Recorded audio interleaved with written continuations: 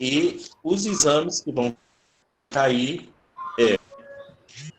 trato digestivo, desculpa, gente, esofagograma, trânsito intestinal, enemopaco e o defecograma, né? Isso aqui cai a questão do trabalho também. E aquela introdução que a gente fala sobre cores de fezes, sobre o objetivo do trato digestivo. Enfim, não tem como inventar. Né? É aquilo que a gente vem falando aí no decorrer desses dias. Beleza? Então, enemopaco, defecograma, trânsito intestinal e trato digestivo. Não, vai cair os correto? Mas exames são esofagograma, enemopaco,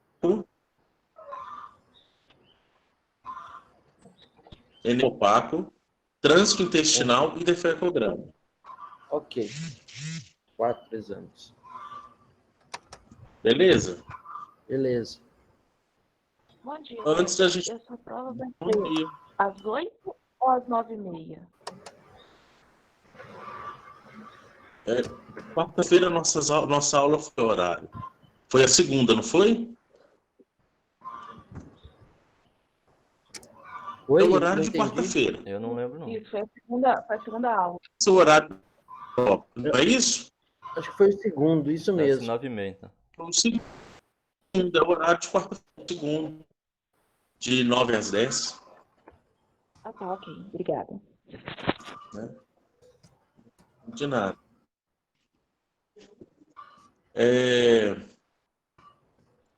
Falando outra coisa, gente, eu queria fazer um convite para vocês. É apenas um convite caso alguém queira. Na próxima quarta-feira é a prova de vocês mais cedo, né? Mais tarde, de 9 às 10. Isso. Calma aí, 9h30 às 10h30, né? A segunda aula. 10h30.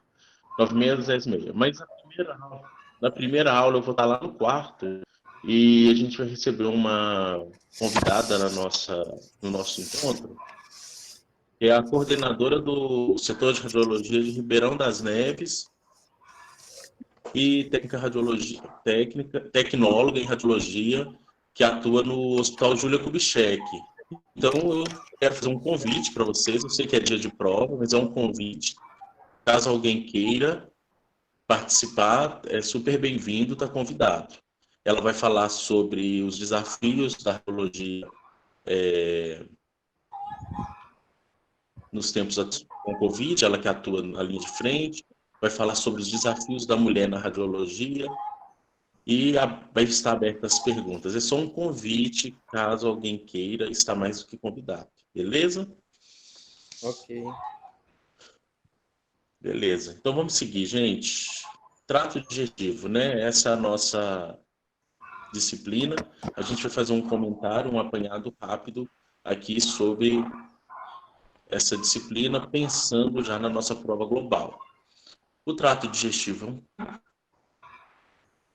é um tubo, ou como se fosse um cano que começa na boca e termina no ânus. Então, o estudo radiológico desse trato digestivo ou desse tubo, ele busca avaliar desde o momento em que a pessoa ingere o alimento até o momento em que ele expulsa esse resto de alimento.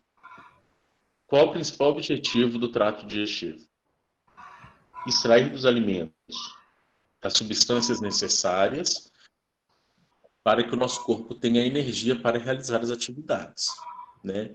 De onde vem a nossa energia de levantar, comer, sentar, cantar, falar, né? Se mover? Essa energia vem dos alimentos que nós ingerimos.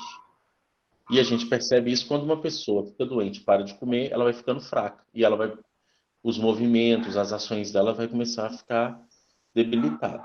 Então, essa energia vem dos alimentos. E quem tira esses nutrientes dos alimentos é o trato digestivo. O trato digestivo, ele tem 3 principais funções. Por falar em trato digestivo, gente, eu comi uma carne de porco anteontem. E eu nunca tive problema com alergia. mas me deu uma alergia que eu tô tomando até remédio, tô todo coçando. Nunca tive. Eu lembrei até do contraste, né? Contraste é assim também. Contraste e camarão, né? Você nunca teve alergia, um belo dia, de repente, pode começar a ter. Isso acontece com a gente, né? E Verdade. aí já estou tomando remédio, mas ainda tem uma coceira um pouco. Você falou Então, o tal do gente, são camarão. 3. Não, pode Oi? continuar. Pode continuar. Pode falar, Não, camarão. falando que camarão é interessante que você come ele a vida toda. Um belo dia você acorda, come e você empola inteiro, né? Tampa, agora, pronto, acabou. É mesmo, meu colega É, do nada exatamente. teve alergia de camarão.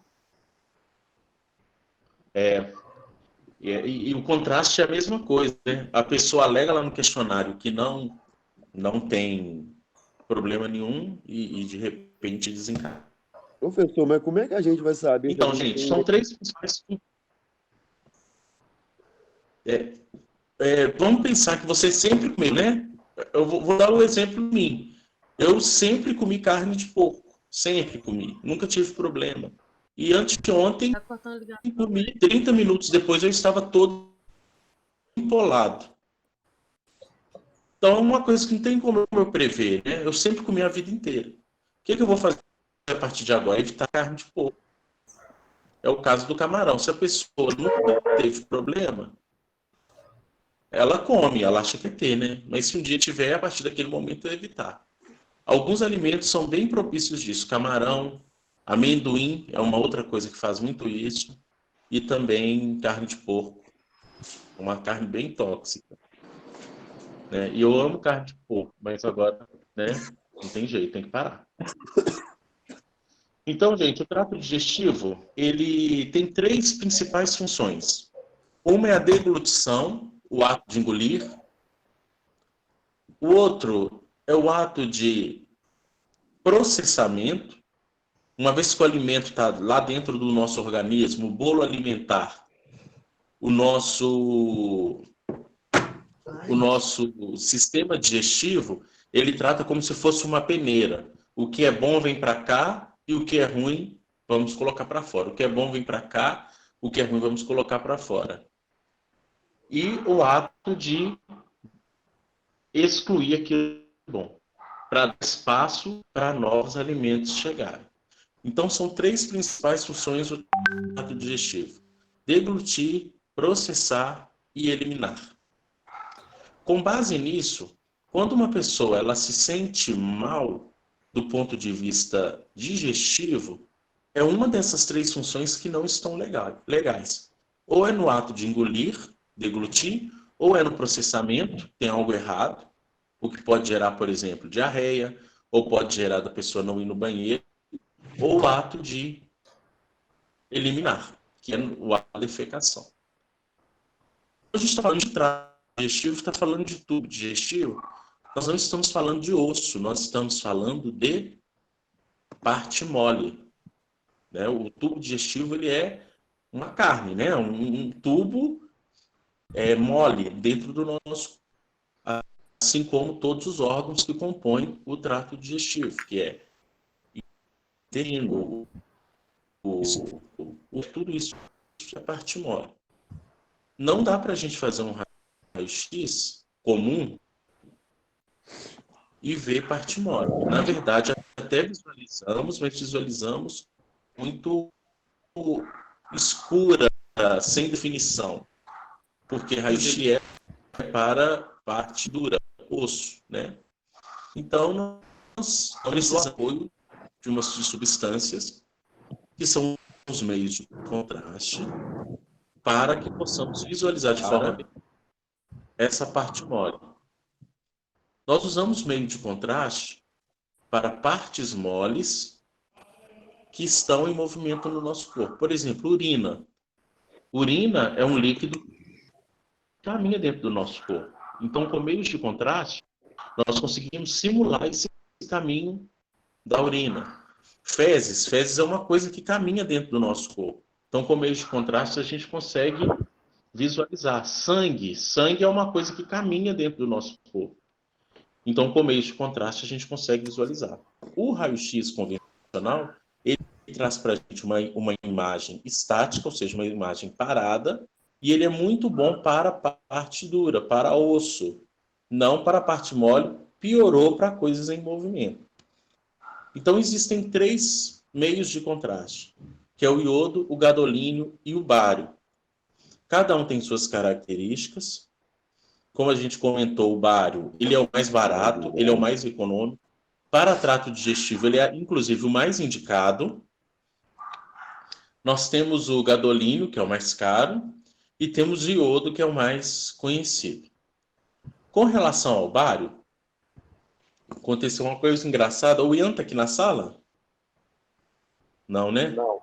O Ian me mandou uma imagem muito interessante na semana passada. Na semana passada não, foi terça-feira, no dia da nossa aula. Quarta, né? Hoje é sexta, na quarta-feira. O Ian me mandou uma mensagem que foi o seguinte. Fizeram um raio-x de uma paciente, 74 anos, raio-x de coluna lombosacra. Já lá no finalzinho lá, né? Coluna sacral, exato. E aí, quando revelaram a imagem, viram uma bolinha pequena esbranquiçada. Paciente 74 anos, feminina.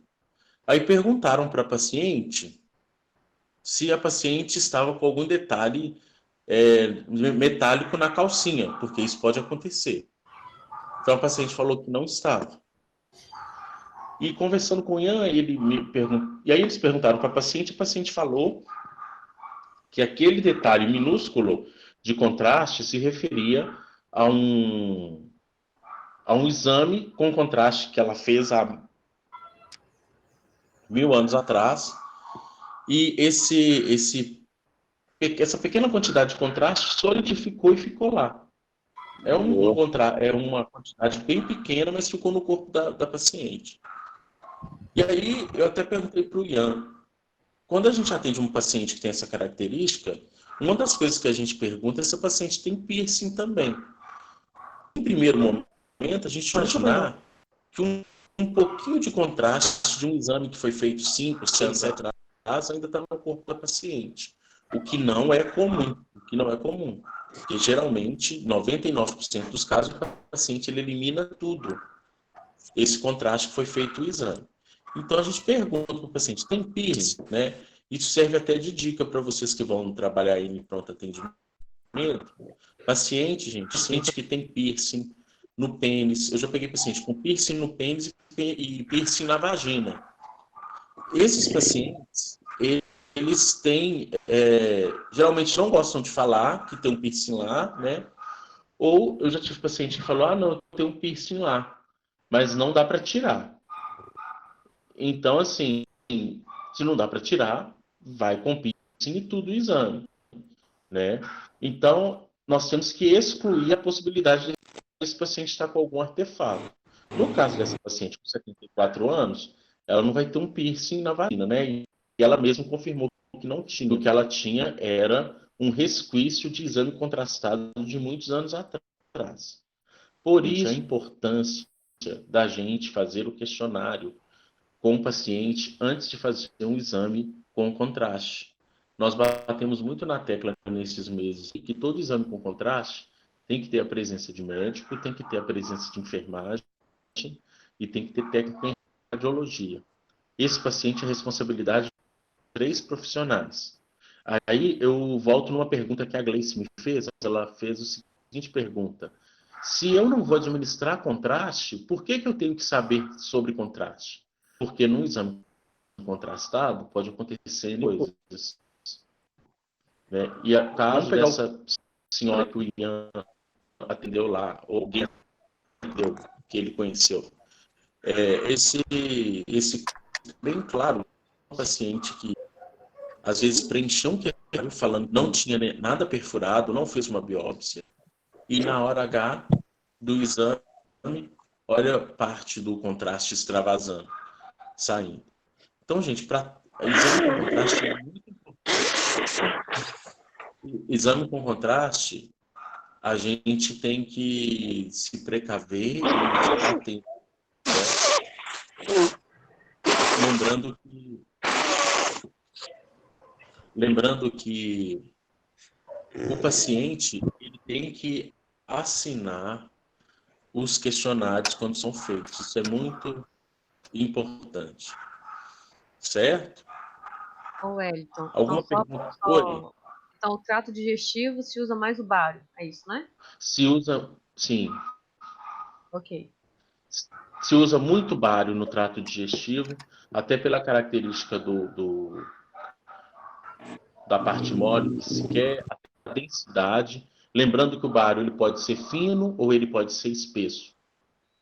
Geralmente, quando o bário ele é fino, ele está querendo simular alimentos com densidade mais finas e às vezes até mesmo simular água. No esofagograma, gente, geralmente se usa muito bário fino, até porque nesse trecho do tubo digestivo ele é menor. Ele passa pelo estômago, depois que sai do estômago ele é maior. E intestino grosso, delgado, se usa muito bário espesso ou bário grosso.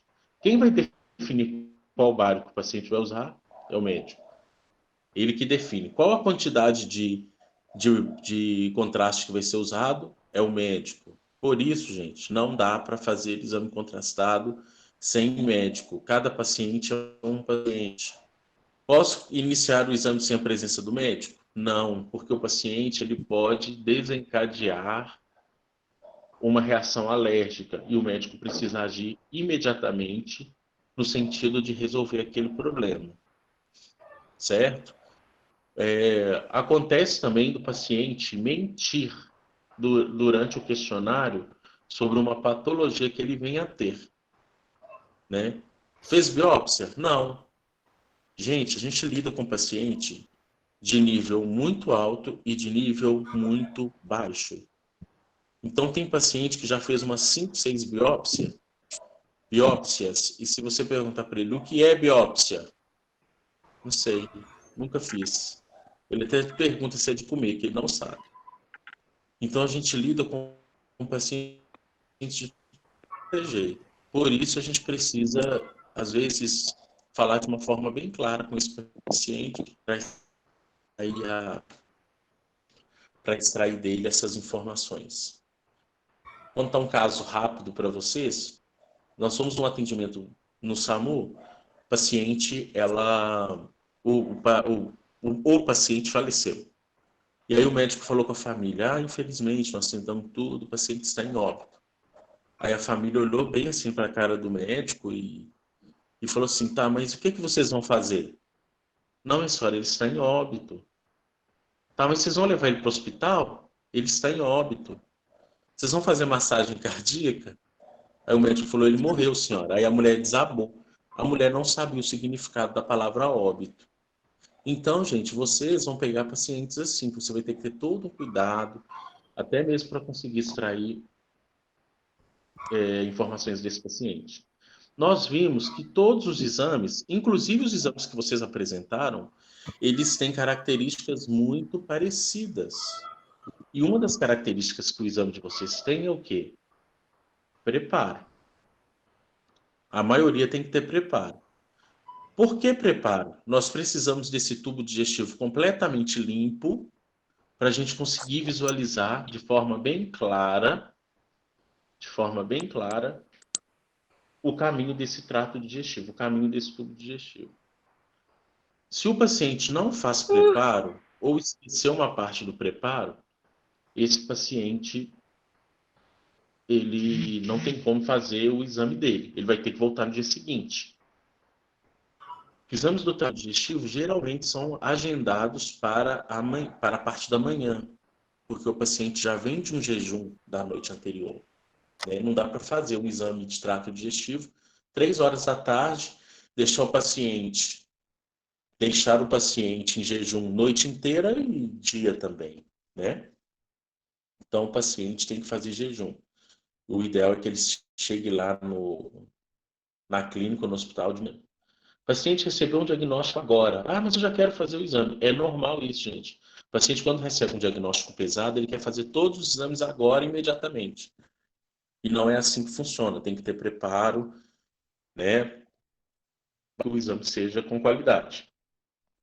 Esse paciente, se ele chegou, não fez preparo, agenda para o dia seguinte ou agenda para a data disponível, dependendo da gravidade. Tem casos de pacientes que precisam ser internados. Por quê? Não vai fazer preparo. Por exemplo, um idoso que mora sozinho, que não entende bem as coisas. Tem que ser internado, faz o exame e libera. Outro exemplo, às vezes você precisa usar laxante. Tem paciente que não tem condições de comprar um laxante, que é R$ 2, R$ 3. Interna, faz o exame e libera. Então, são particularidades que acontecem que vocês poderão Ô, professor, e se o observar. paciente, se o Oi, paciente tiver aqui problema de estreitamento, tem como ele fazer esse exame? qual exame?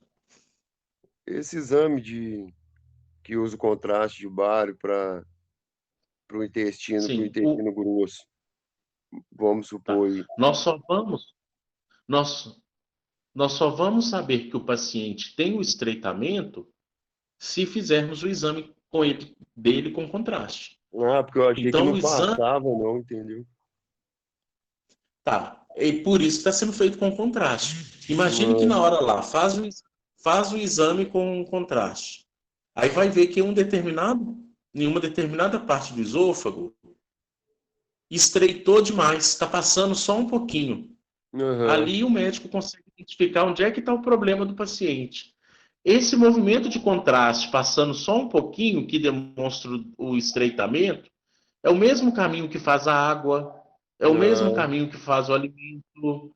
Então, aham, o exame com contraste é exatamente para confirmar se tem o estreitamento ou aham. pensamento.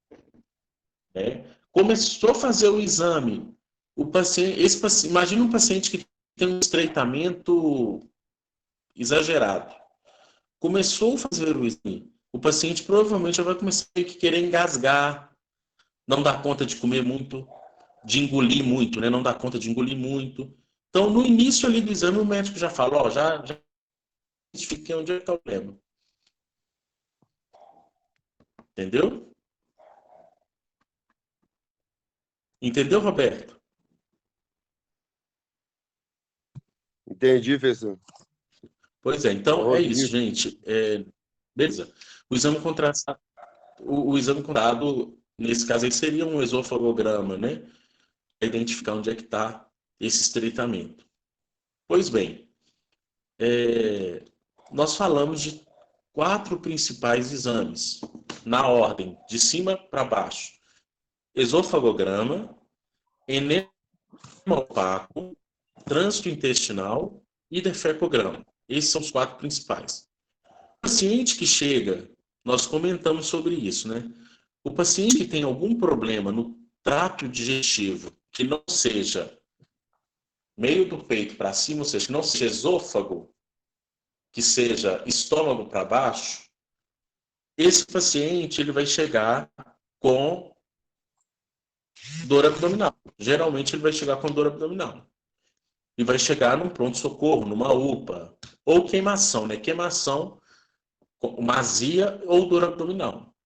É muito comum, o primeiro exame que o médico vai pedir para esse paciente que acabou de chegar, estava em casa, tranquilo, sentiu um pouco de desconforto e foi no hospital. O médico vai pedir para esse paciente raio-x de abdômen agudo. O que é isso? Raio-x de abdômen agudo é tórax, abdômen simples, em pé e deitado. Vocês vão ver isso muito em pronto atendimento. Vai vir lá no pedido para vocês. Raio-x de abdômen agudo. São 3 incidências. Tórax PA, raio-x de abdômen em pé e raio-x de abdômen deitado. O médico deve pedir isso, analisa as imagens. Com base nessas imagens, nós já sabemos que não dá para ver direito parte mole. Isso a gente sabe que não dá para ver. Né? A gente visualiza, mas não com clareza. Então, o médico vai analisar aquela imagem, vai dar um medicamento para dar um conforto para aquele paciente, né? E vai orientá-lo a procurar um especialista, né? Pode ser um proctologista, pode ser um médico endoscopista, né? Pode ser um gastro. O médico vai direcionar ele, esse clínico que atendeu ele, vai direcionar ele para um especialista. Esse especialista, é muito comum eles pedirem 2 exames. Endoscopia, que foi inclusive comentado aqui nos trabalhos, aqui alguém falou sobre endoscopia, que é um cano com uma câmera, né? Ele introduz essa câmera da boca da pessoa e visualiza ali o esôfago e vai visualizando, tem uma luzinha na ponta dessa câmera. Ou colonoscopia, se for alguma coisa de intestino e reto. Qual a diferença entre endoscopia e colonoscopia? É o mesmo exame, sendo que um é introduzido via oral e o outro é introduzido via retal. É a mesma coisa, o mesmo objetivo. Então, o médico faz lá uma endoscopia ou uma colonoscopia para identificar o que está errado. No caso da endoscopia e da colonoscopia, o paciente não precisa estar acordado, porque ele não vai ter que fazer nada, ele vai ter só que ficar quieto. Então, no exame de endoscopia e colonoscopia, tem que ter um acompanhante, porque o paciente vai ser sedado, né? E nessa sedação que ele vai ganhar, para introduzir a câmera e visualizar o que for interessante, o que o médico quer ver. Tem alguns casos que o médico já tem uma suspeita de alguma coisa e ele vira e já comunica isso com o paciente. Olha, nós vamos fazer uma endoscopia. Se eu identificar uma coisa muito diferente, eu já vou aproveitar e vou fazer uma biópsia. O que é biópsia? É tirar um pedacinho de carne da parte que eu estou achando que está diferente para a gente estudar no laboratório. Isso pode acontecer tanto na endoscopia quanto na colonoscopia. Fez esses exames? Essa ordem que eu estou falando para vocês, gente, é a ordem natural das coisas. Pode até inverter dependendo da situação. Fez a endoscopia, fez a colonoscopia, beleza, sai um resultado. Com base nesse resultado, o médico pode ter um diagnóstico fechado e falar, pronto, isso aqui para mim já está o suficiente, seu problema é esse, está resolvido. Isso é uma possibilidade. Outra possibilidade é o médico falar, olha, nós vamos precisar de outros exames. É natural começar pelos exames com contraste. Se for no ato de engolir, seria um esofagograma. Se fosse no estômago e parte do intestino, enema opaco. Se for como o alimento está caminhando dentro do intestino, trânsito intestinal. E se for no ato da evacuação, um defecograma. O médico pode optar por um desses exames. Nós observamos que as partes desse trato digestivo elas estão muito interligadas entre si. Na hora que termina estômago e começa intestino, é quase que uma coisa simultânea. Na hora que termina intestino grosso e começa intestino delgado, ou vice-versa, e reto, e esôfago para estômago, é tudo muito interligado. Por isso, as queixas dos pacientes são, às vezes, difíceis de identificar e se faz muito exame. O médico pede um desses exames contrastados, de acordo com a queixa do paciente, de acordo com aquilo que ele já viu lá na endoscopia. Fez esses exames, ainda não bateu o martelo, ainda não teve a certeza de qual é a patologia desse paciente, o médico pode solicitar outros exames mais específicos. Quais são? Manometria no retal, manometria esofágica, pH, impedância pH-metria. Ele pode pedir uma cápsula endoscópica, que foram os exames que vocês falaram aqui nos grupos.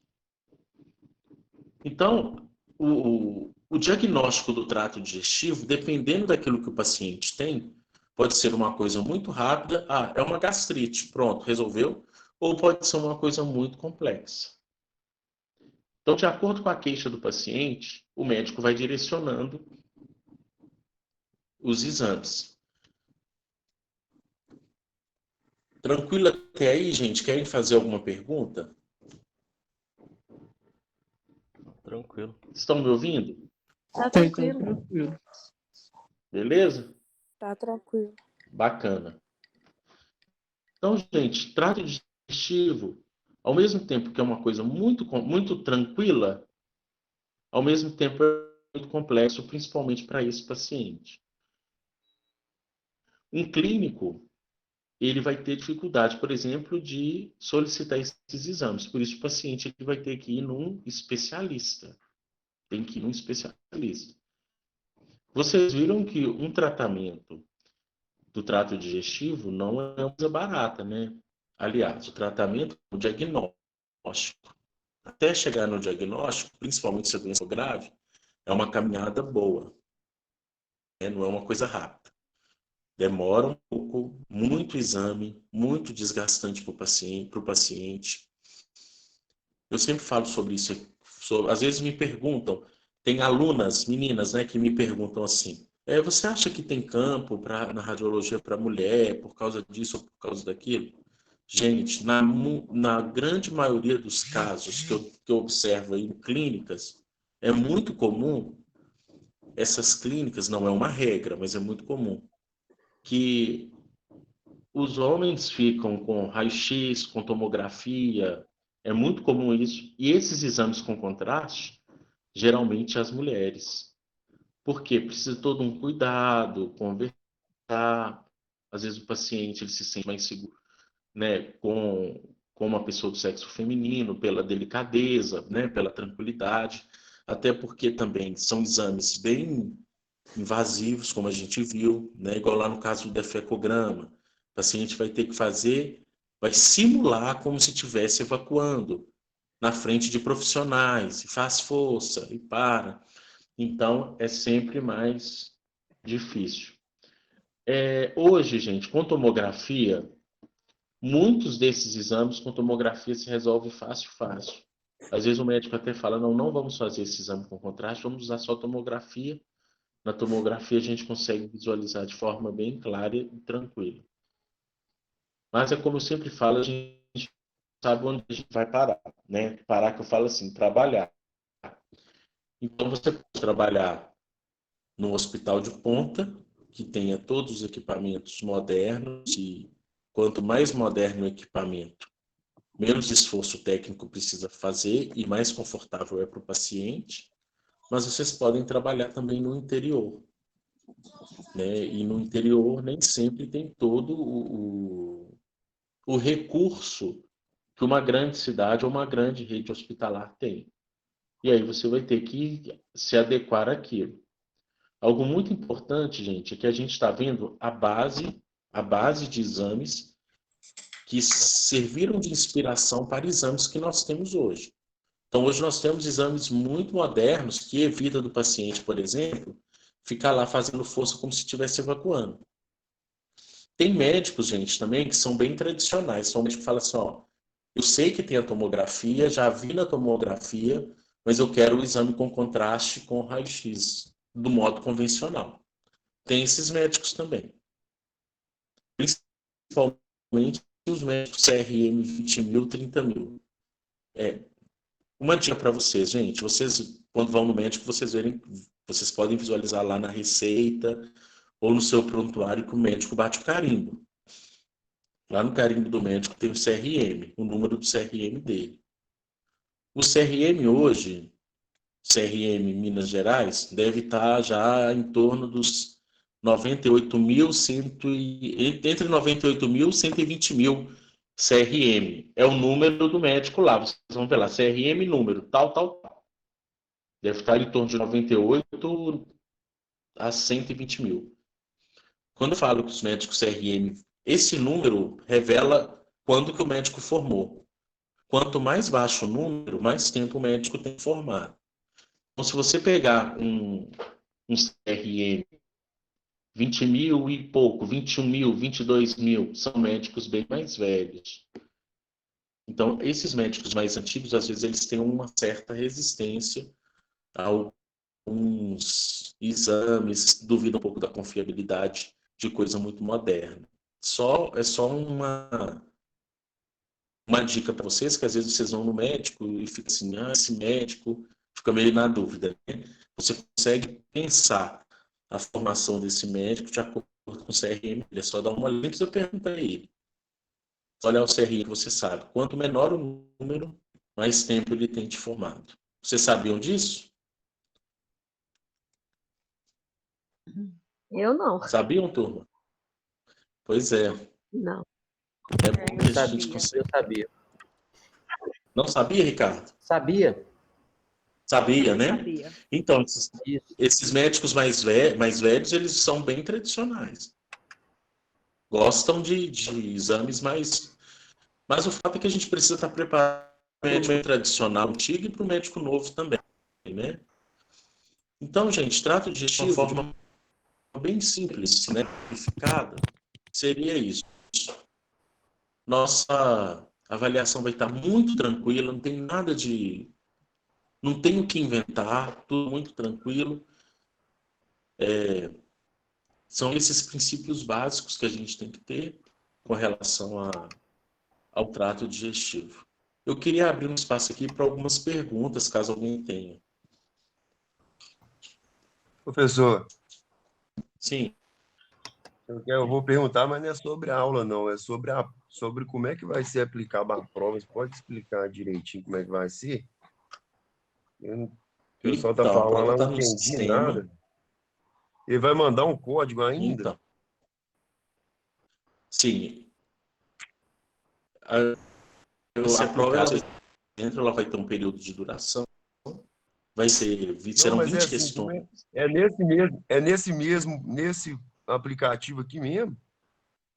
Não é nesse aplicativo nosso, não. Chama Vou Sala de mandar para Aula. vocês Google Sala de Aula. E aí tem um código, você entra com o código e vai ter a prova lá. A prova vão ser 20 questões de múltipla escolha. Você seleciona.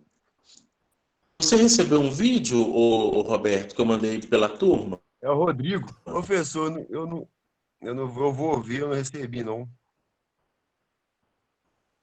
Tá. Mas Eu é vou outro mandar pela aplicativo, então. representante. Sim, é o Google Sala de Aula. Não é aqui Google Sala de no nosso Aula. bate-papo, não. Mas teve um que nós mandamos, eu não sei se vocês receberam, Uhum. que tinha o passo Está no a passo. grupo da turma, foi enviado, sim. Beleza. Foi enviado, está no grupo da turma. Aí você consegue visualizar lá tem o passo a passo. Gleice, Ricardo, alguma pergunta? Não, tô tranquilo. Tudo tranquilo? Da prova. Você vai cair sobre insolúveis, hidrossolúveis, lipossolúveis, Sim. esses negócios vai cair? Hipoestênico, Sim, estênico. essa introdução lá do início, cara, sim, isso cai sim. O negócio A vai base ser de tudo a matéria toda, né? Oi? A matéria toda, né? Desde o início. A matéria toda, tudo com base nos slides, 100% em cima dos slides que foram encaminhados para vocês. Ô, Wellington, bom dia. Oi. Não deu para estudar. Deixa eu te perguntar, sobre os trabalhos que foram apresentados, vai ter questões desse trabalho também? Poderão ter questões sim, mas cada um, porque com o seu trabalho, vai conseguir responder. Entendeu? Ô, Wellington, desculpa, o seu microfone falhou e eu não entendi. Você pode repetir, por favor? Posso. Terão sim perguntas a respeito do trabalho, podem cair perguntas sobre o trabalho, mas cada um com o que fez consegue responder. Ah, não. Seu trabalho. Ah, não, beleza. Beleza? Tranquilo, obrigada, viu? De nada. Mais alguma pergunta, gente? Ricardo? Não tenho nenhuma. Não, tenho nenhuma, não. Ludmila, Juliana, Pedro. Não, tô tranquilo. Tudo tranquilo, né? Não, No dia da prova eu te pergunto. Oi? No dia da prova eu te pergunto. Então, meninos, estamos só recapitulando, né? Nossa próxima quarta-feira.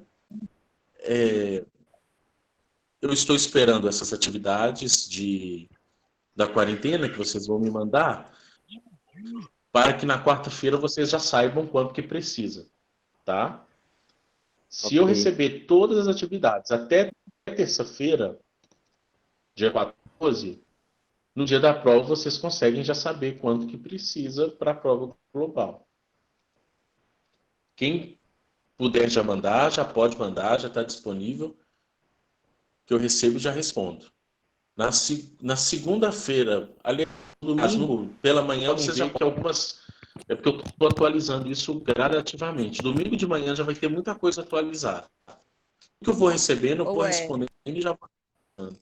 Oi. Deixa eu te perguntar outra coisa. Você quer que envie essas questões da quarentena igual a gente enviou o trabalho de 12 pontos? Um e-mail por grupo? É igual eu estava falando no início aqui. Se puderem, beleza. Mas parece que algumas pessoas estão tendo dificuldade por causa do tamanho. Ah, tá. Está ficando muito grande, muitos arquivos e não está conseguindo mandar o e-mail. Se não conseguirem, não tem problema. Cada um envia o seu. Tá, eu te enviei como PDF, você viu? Que eu compactei Sim. e enviei PDF. Pode ser assim, né?